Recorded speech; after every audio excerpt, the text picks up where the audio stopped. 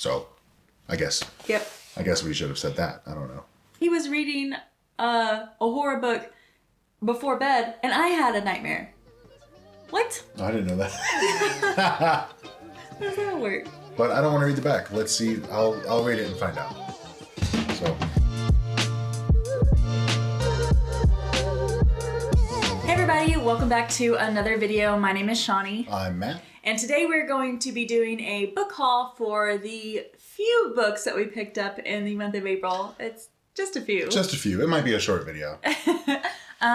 So April is my birthday month, so I feel like most of these books might be geared towards my picks, but anyways, Most of them, yeah, probably. I'll let Matt start off on some books that he recently acquired. So probably the most recent acquisitions for us is well, let me just okay.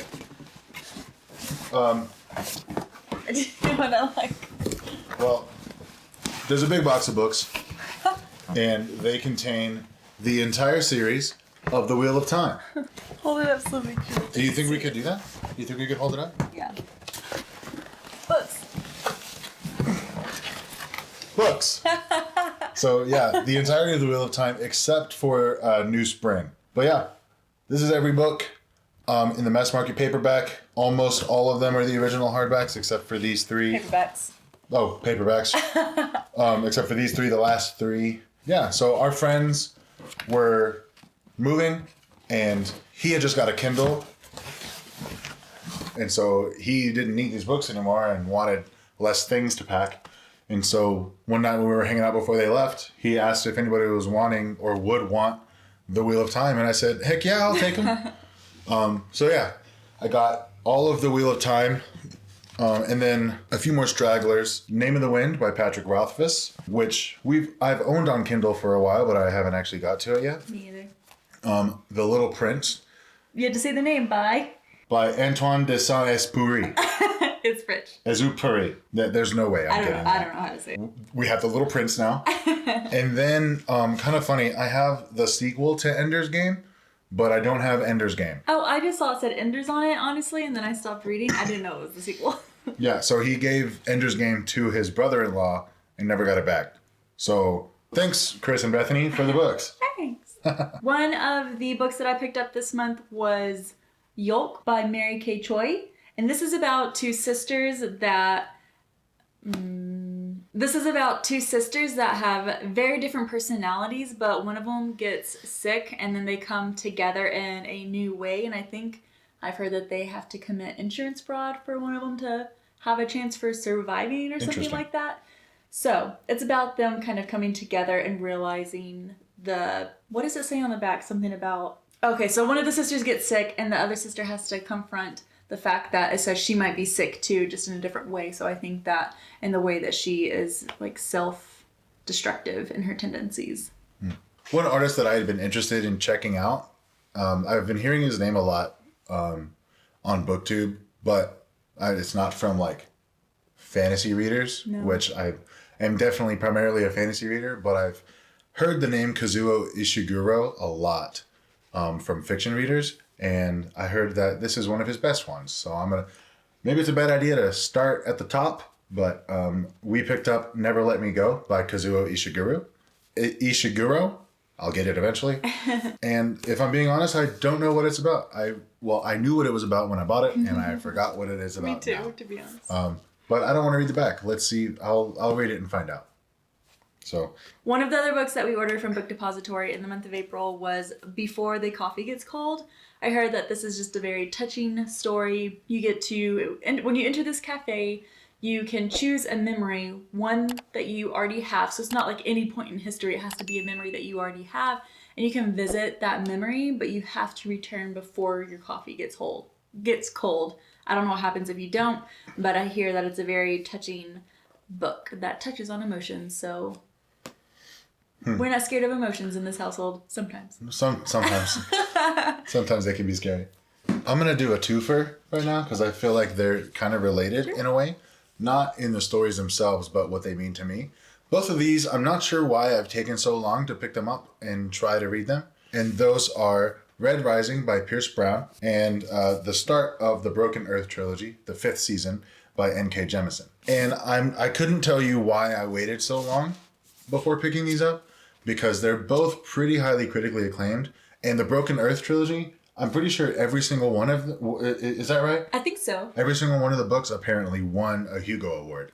Yeah, and then Red Rising is a very well-known science fiction series that I know very little about, but I hear it all the time from other book people, whether it be on TikTok, YouTube, Instagram, wherever you hear about books, I hear about Red Rising.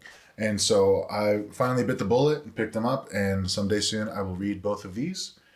And so yeah, I'm looking forward to that. I'm really looking forward to the 5th season. If I'm this out of the entire book haul, I think this might be the one that I'm most looking forward to. That's not my most anticipated book out of the book haul, but I do want to read the 5th season and Never Let Me Go by Kazuo Ishiguro. Oh yeah, there's going to be some overlap here. Not all of the books that Shawnee picked up I'm going to want to read, and then most, if not all, of the books that I'm showing you, Shawnee will want to read. So, I guess. Yep. I guess we should have said that. I don't know. The next book that I have is Lonely Castle in the Mirror, and I heard about this book from Allison Pages. It's one of her favorite books, and honestly, it sounds like an anime or a manga, but just in a novel kind of story mood. So it's these kids that go into this castle through this mirror, and they have to find the key or something like that, but they have to return home before dark or the wolf girl will eat them. It's not as scary. It's not supposed to be a scary story. Anyways, so apparently it's very just cute. It's just a cute little novel, and I can't wait to read it. I really haven't heard anybody else talk about it except for her. And this cover is also the European cover. The US cover looks like it's like black or something. It's not this cute. This one's amazing. It's a very cute cover. The colors are cute. I like those colors. Yeah. So that's not supposed to be a scary book? No. This one is. So one of my last ones that I wanted to get is Pen Pal by Dathan Auerbach. Auerbach. Sure. I'm pretty sure that this book started as a series of submissions on the Reddit page. I didn't know that. r/no sleep. I'm pretty sure that it started as a series of posts there and somebody compiled it into a book. I think that might be right. And if it's not right, you won't see that in the video. I read the back of that after it came in the mail, and I will not be reading that book. I hope this... I want to poop my pants when I read this book. I want to cry thinking about you reading that book. I'm a big scaredy baby. The other night, he was reading a horror book before bed, and I had a nightmare. What? I didn't know that. How does that work? Yeah, I'm really looking forward. I'm rereading the back right now, and I want to, this afternoon, I just want to sit down and read this. But I'm in the middle of, I'm starting my May TBR for a different video. So I'll get to this one hopefully maybe this summer, or I can save this for spooky season. That's what I'm going to do. But then it'll be even spookier. Spooky season book. So I'm going to talk about 2 more books. We'll put them in this order. This is the first one. This is the second one. A Psalm for the Wild Built and A Prayer for the Crown Shy. Just very short books, but this is apparently a very acclaimed duology. It's technically sci-fi because it's robots. I think we got this in the sci-fi section. I'm not a big science fiction reader unless I do want to read some of the Star Wars books, but I'm really excited about this. It's about robot monks. Yes. And they are just giving people life advice or something like that because the world has too many robots and they don't want to destroy them. And the robots are like, well, we've never really gotten to live or experience life. Can we just go into the wild and experience life on our own? People are like, yeah, sure. We have too many robots. Go do your own thing. And they're living in the wild and people come to them for advice on life or something. I'll let you know whenever I read it, but I'm planning on reading these in May. These just sound so endearing, and so I hope that they are. And they're really cute covers too, so that's nice. I will also be reading those at some point. Those have been on my radar for a little bit, so luckily Shawnee also wanted to read them because that means that we got them. Another book that we recently picked up is The Moth Keeper by Kay O'Neill. This is by the same artist and author as the Dragon Tea Society, which I haven't read, but it looks so cute. It looks so cute. This one and the Dragon Tea Society are middle grade graphic novels. The Dragon Tea Society box set at Barnes & Noble's is $65, so I probably won't be acquiring it soon. I'm excited to read this. The art looks so cute in these, so I hope that I really enjoy this. And then we also recently got Once Upon a Broken Heart by Stephanie Garber. I have tried to read one of her other books and didn't really like her writing, but I've heard that this is a lot better in terms of her writing being developed. It's in the same universe as Caraval, but you don't necessarily have to read them. It's not a continuation of the series or anything like that. There's just some mentions or odes towards the Caraval books.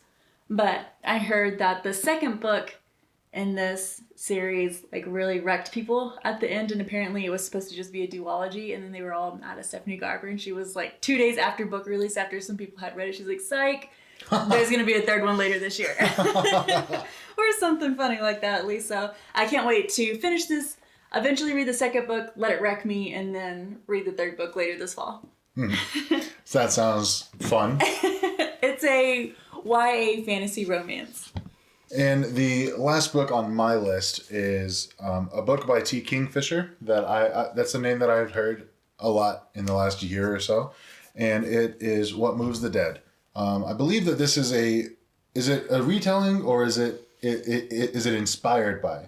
I thought I heard that it was a retelling, but I also recently thought that about One for My Enemy, and it was an inspiration and not a retelling, so don't trust me. This is either inspired by or a retelling of The Fall of House of Usher. The Fall of the House of Usher.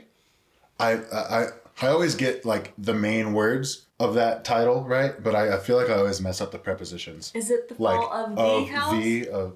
Or whatever. Fall of House. The House of Usher is falling, and by Edgar Allan Poe. By Edgar Allan Poe.